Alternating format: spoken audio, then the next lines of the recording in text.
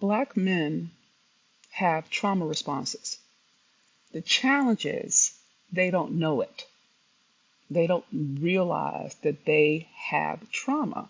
Now, the reason they don't realize it is because they're not positioned as human in society. They're positioned as criminals, as thugs, as animals, as dogs. So when you're positioned that way, that means everybody relates to you that way, including yourself. Okay? And you have to actually actively fight against it in order to not be taken in by it, right? So what we're contending with is, take the case is that there are Black men in your life that love you, that you love, that are amazing Black men. And they have wounds. And there's no social structure in existence at all for them to realize that they have wounds. So because they don't even know they're wounded, they can't really address it. So what happens when you can't address a wound? It festers, it gets bigger, and it gets acted out in different ways. Sometimes it's suicide, Regina King's son. Sometimes it's punching somebody in the face, like the football player who did recently. But if you look at it, Black men are not afforded the grace and humanity to be human enough to even consider that they have wounds. Hi, I'm Dr. Venus, and I am really committed that we win together as a people. Yes, please tag, please share, please get the word out. This is a major conversation, and it's one you're not going to get anywhere else. Okay? So tag all your Black men and women friends and have them be here and participate. Okay? Let me say a little bit about me for those who are new. I'm Dr. Venus. I used to live on the streets, eat out of trash cans, sleep in urine and beer, whole nother story, whole nother time. Okay? And it was my 9th grade math teacher who literally saved my life. Because of her love, I eventually graduated from Stanford University with a second master's degree and a Ph.D. I have 4 degrees. I am an identity theorist by training. I'm not an MD. I'm not a psychiatrist. I am not a therapist. I am a philosopher by training. And what I focus on is identity. How do we know who we are? Specifically in terms of African slavery, the Middle Passage, and chattel slavery. Okay? So that's me. This is my research. This is what I do. All right? And I'm really great at money. So I've grossed over $5 million in less than 6 years by bringing my research to market, specifically focusing on Black women healing their way to their first million. And now I'm expanding that to actually have Black women heal in such a way that we can actually manifest millions with the Black men who love us. Okay? So that's me in a nutshell. And for everybody who wants you to go faster, I can't. Okay? I am teaching. So if you need something quicker, go talk to somebody else. I'm not that chick. Okay? And I think you should also know that I got a mouth on me. So if you're easily offended, you should go away now, because I'm bound to say something that's going to offend you. I promise. I'm good for it. Okay, I think that's all the caveats I want to get in today. Okay, girl. Girl. Bro. Fam. Let's just take the case that if you know a Black man, take the case that he has experienced some kind of trauma in his lifetime. It could have been with the cops. It could have been at home. It could have been at work. It could have been in a divorce. It could have been over child custody. Does not matter. Take the case that every Black man you know has experienced some kind of trauma, and yet there's no place for him to talk about it. There's no place for him to tell it. There's no safe space that's set up structurally for him to ask for support because of gender and race. Okay? Now, as a Black woman, you and I have structures in place. They're fallible structures. I'm not even saying they're the best structures, but they're acknowledging that as a human being, we need support. Okay? We have access to women's groups. We have access to therapy, social permission to do it. We have access to resources and books and ideas that are really tailored just to us. What do black men get? What, I mean, really, where's their Oprah? You know what I'm saying? Where's their Wayne Dwyer? You know what I mean? Like, where they at? Y'all need to be sharing. I don't see what's going on. So it's interesting to me. Why would y'all not share about black men having trauma? Even now, watching the numbers. If I was talking about black men and sex, be very different in the numbers. I just want you to start noticing that, okay? No, I'm glad. Hi, Dara. I know you're here. It's okay, baby. I'm just looking at, I'm talking about the ones who aren't, okay? So I'm encouraging you to tag and share. We say we're committed to winning as a people. We say we're committed to generational wealth. We say we're committed to black love. Well, black love has to heal because it's a historical wound that we have not addressed. And until we take on addressing it, we will flounder. We will be at the bottom of every social economic list in the world. And we live in the richest country. So if we're really about that life, we're going to have to deal with the healing. And if not, then we can keep blaming white people and watching the Kardashians. I'm fine with it, but not on my watch. My truth tellers, the ones who are really committed, this is what we do. We're not playing at this. At least I'm not. Okay? So what I want to talk to you about tonight, and I'm walking this slow, sis. So this is the reason I'm walking this slow is because it's fresh. It's fresh to the ear, and I want to make sure it makes sense. So talk back at me. Let me hear from you, okay? And bro, you're welcome to come. Y'all, as long as you do it in respect and dignity, everybody, my allies, everybody is welcomed. But please post, share, respond in the space of in the energetic of love and dignity. Okay? It makes a difference. Okay? And if you see people who make ugly comments, ignore them. Ignore them. Do not give them your energy. They're beneath you. So don't do it. Okay? So, this is what I'm dealing with.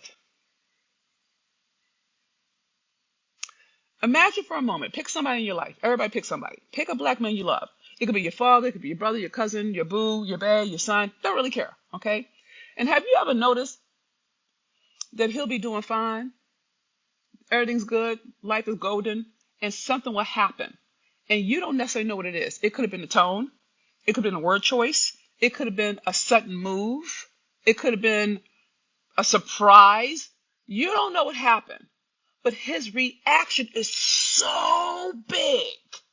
I mean, it's so big. You get nervous.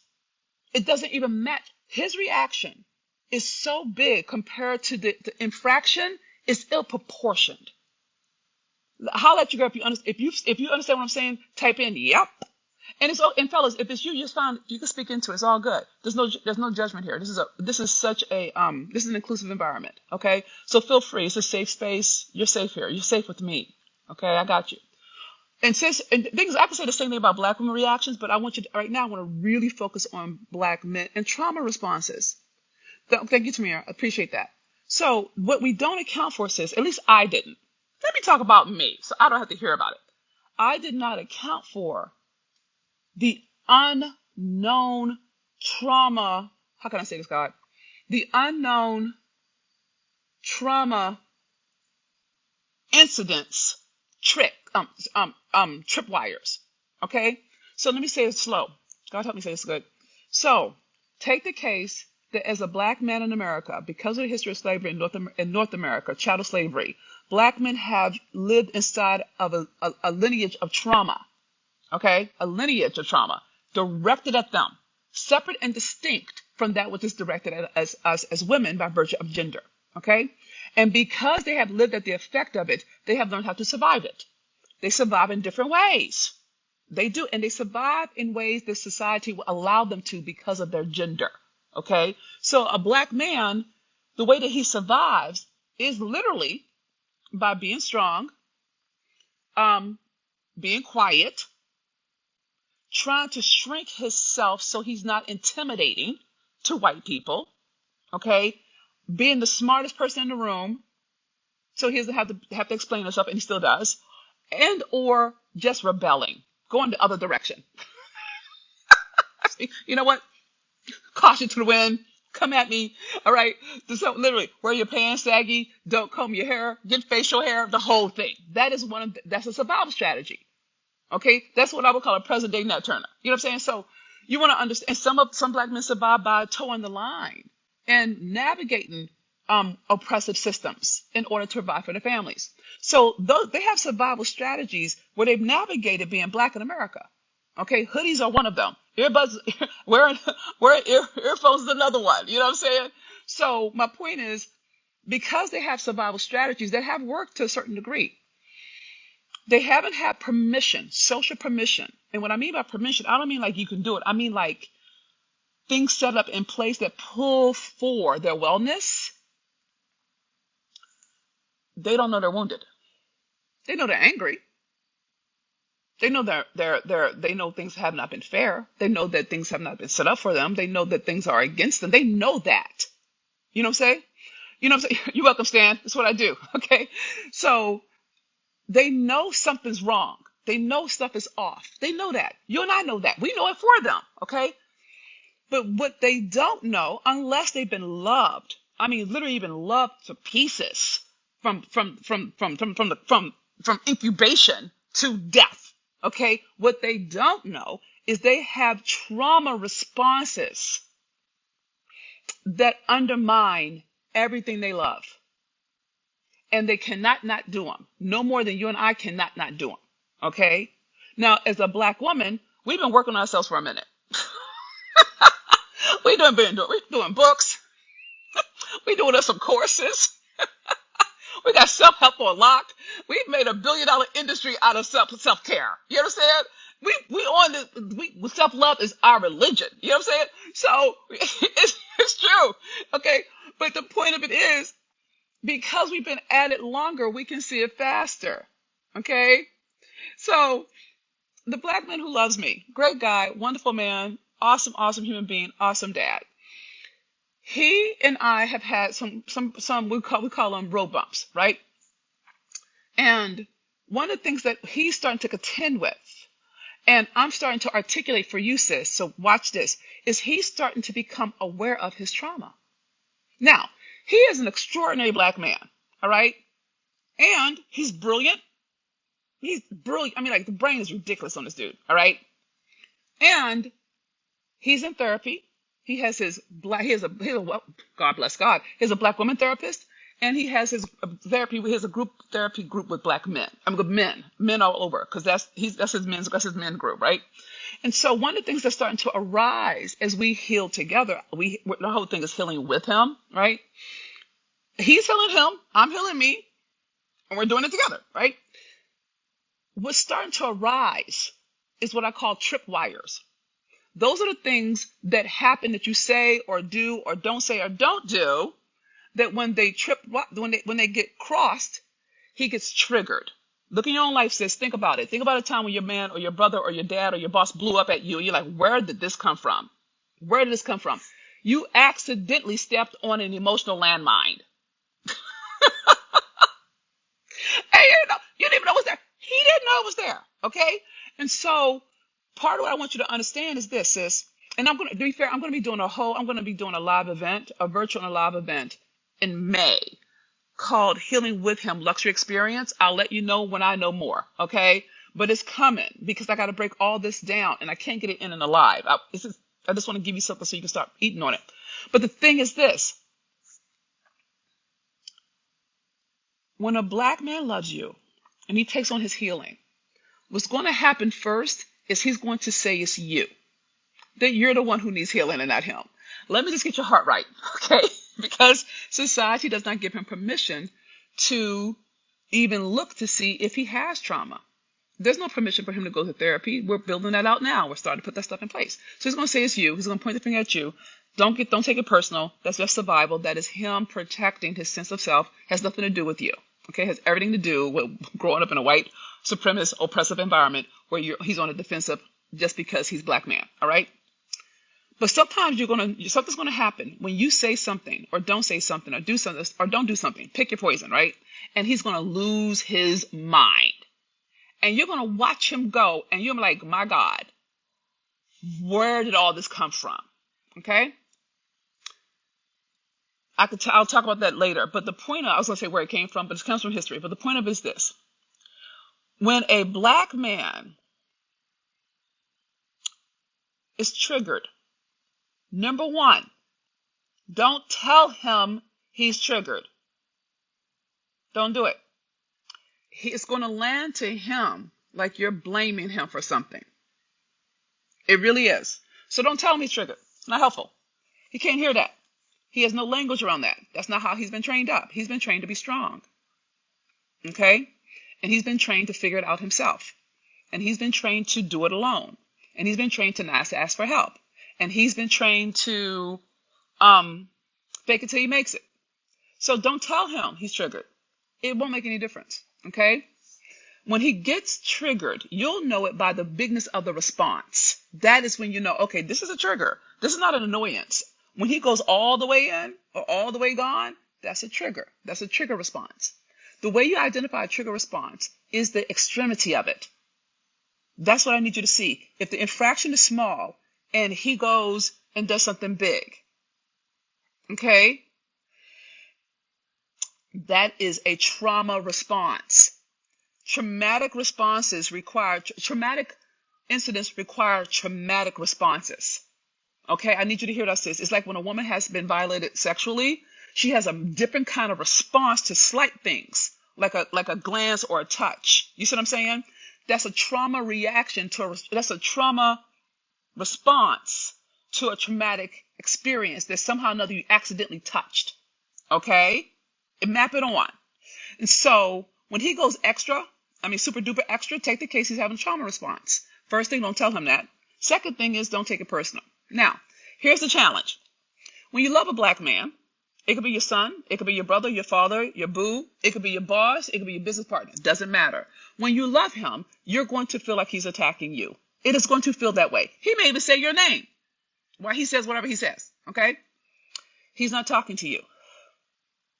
His wound is talking to the person or the incident he couldn't talk back to. That was preach, God. I hope someone caught that. I hope someone caught that. I'm going to try it one more again. When the black man who loves you has a traumatic response, when you accidentally launch into a tripwire, when you trip over an emotional landmine, okay?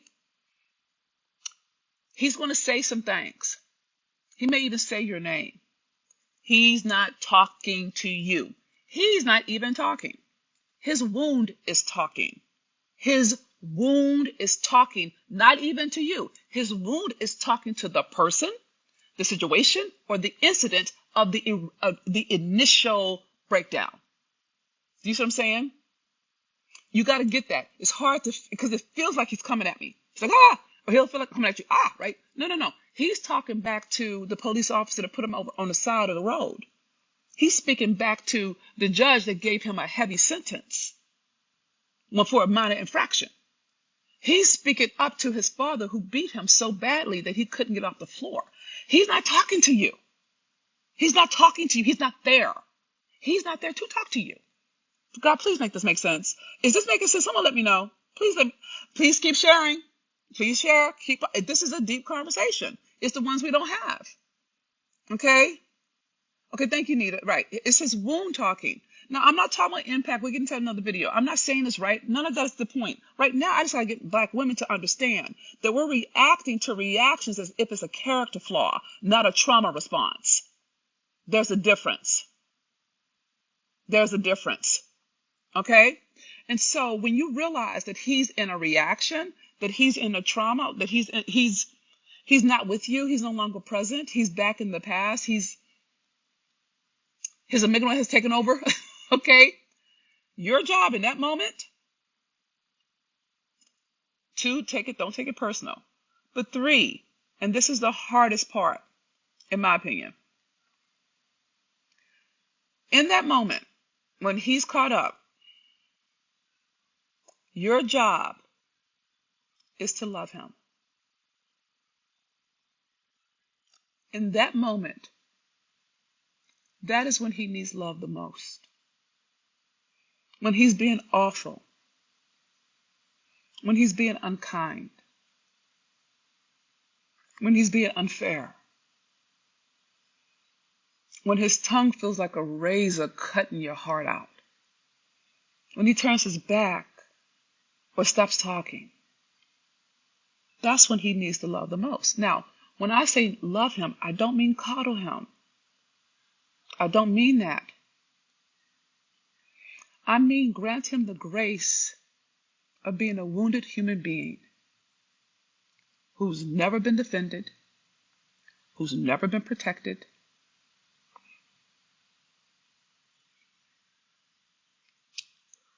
who's never been heard,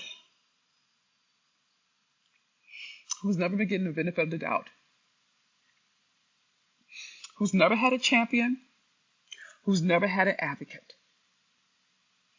And if you could imagine that, if you could imagine him as a little boy with no one on his side, if you can imagine him as an enslaved man with no power at all he could do was survive the moment. If you could do that,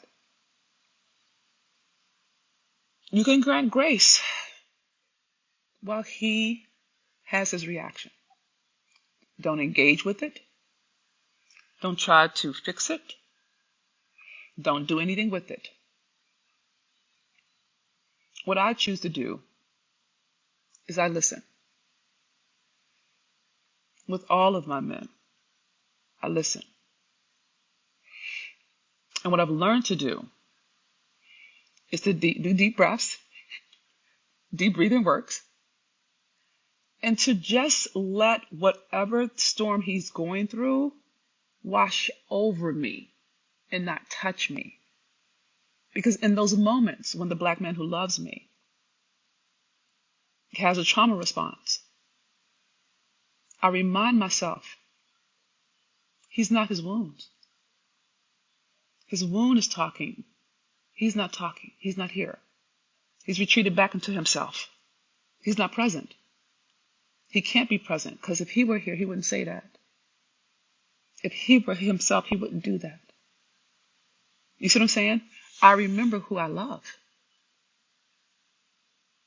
And me personally, I'm very, very strong on only speaking to the God and whomever I'm talking to.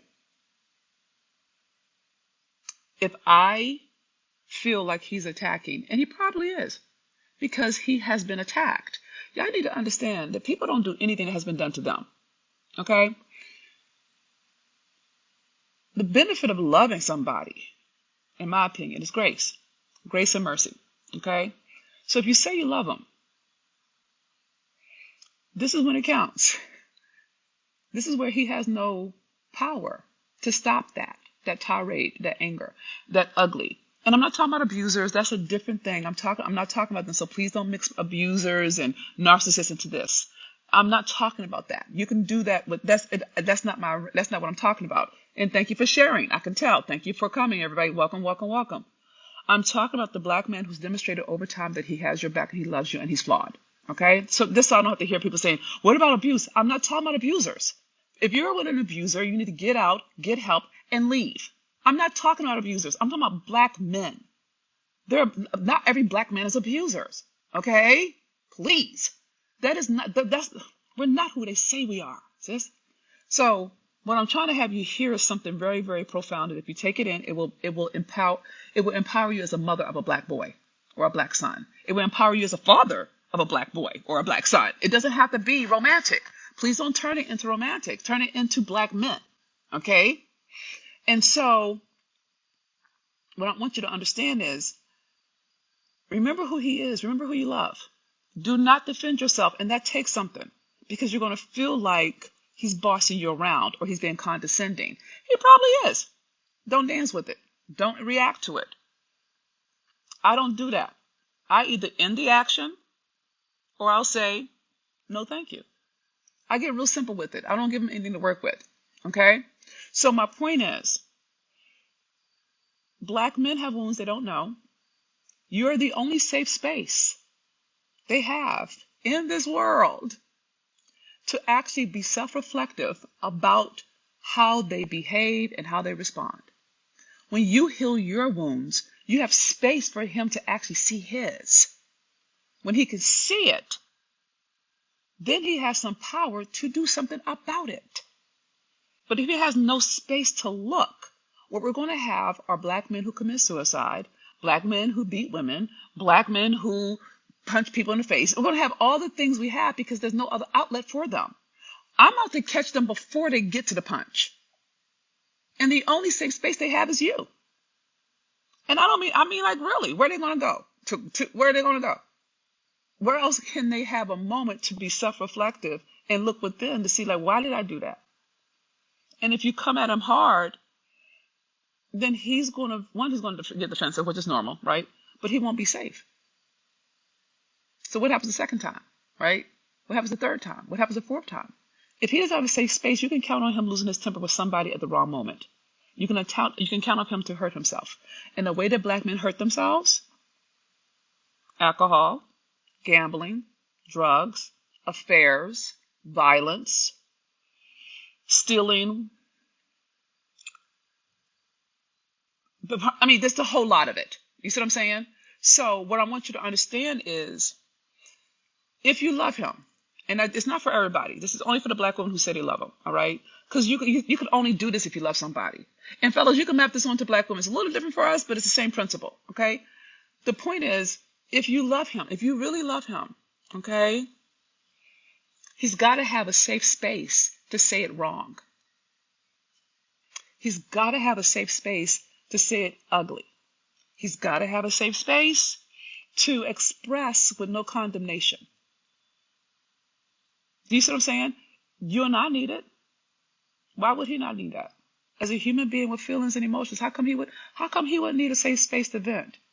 How come he wouldn't need grace when he loses his temper or he's in his feelings? How come he wouldn't? Why is it that we don't even have that as part of our understanding of him as a human being? Oh, I'm sorry. Oppression.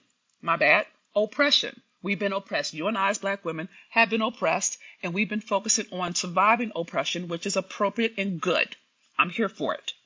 And those of us who are committed to being well and healing, we have taken it on. And we can't win in this world without black men. We can individually, but not as a collective. And I'm committed to us as a collective. So I'm organizing myself around training and teaching us how to heal in a way that honors us as human beings, instead of pointing the finger at each other the way white supremacy has taught us. Okay? So prayerfully, let me check my time. I don't want to talk you long, but I want to get those pieces in. Let me look. Okay, I'm about right. So I'm gonna put this on pause. I'm gonna deep dive into this in May, because I'm gonna do an event. It's gonna be virtual and live, called Healing with Him. Okay, clearly that's my thing. Luxury experience, manifesting millions with the black men who love us. And I'm building out a whole curriculum for my men. I really am, because even once they go to therapy, even once they are healed, no one's teaching them this. You know what I mean? They're still gonna get trained, you know. And my sisters, I want you to be clear. I'm doing this for you, not without you. So please don't feel like I'm leaving you. I'm never leaving you. Okay? If you didn't love black men, I probably wouldn't be doing this. So don't feel any kind of way. Join me. Learn from me. Okay? Walk with me as we heal together. And I think that that's all I want to share. Let me hear from you. Okay? We are winning. Okay? So stay with me. I need a little bit of time to build it out. You know what I'm saying? And I will. I'm doing it now. I'm just really, really committed that you navigate his healing process and stay in your power. Your power will not be you talking back. Your power will not be you correcting him. Your power will not be setting the record straight. That will not be your power. Your power will be in your silence. Your power will be in your grace. Your power in this kind of situation will be in your empathy. That is power, because I want to train you in terms of influence, not force. Can't do that right now, sis, because I got to get this piece in. But I'm going to do it at the event. Okay? I'm going to do it at the event. I want to train you up and that you don't have, force is not power. Okay, sis, I hope you caught that. Force is not power. Force is not power. People who don't have power use force. Okay, so we're going to be moving. I got some. God is working. It's getting built. It's getting done. Okay, so please, if you are fed by this word, this life-giving word, this life-affirming word, please pay it forward. I know it's not a popular conversation. I'm okay with that, but it's a needed one. And if you're committed to generational wealth, if you're committed to us as a people thriving, if you're committed to really experiencing the richness and fullness of being loved by a Black man who lives inside of being whole and well, not wounded and traumatized, stay with me. Walk with me. Not every Black man is going to be committed to this, but the ones who are, as far as I'm concerned, they are the embodiment of God. Okay? I love you, sis. I love you, bro. I love you, allies. Please share this video and let me hear from you. This is Dr. Venus. Goodbye for now.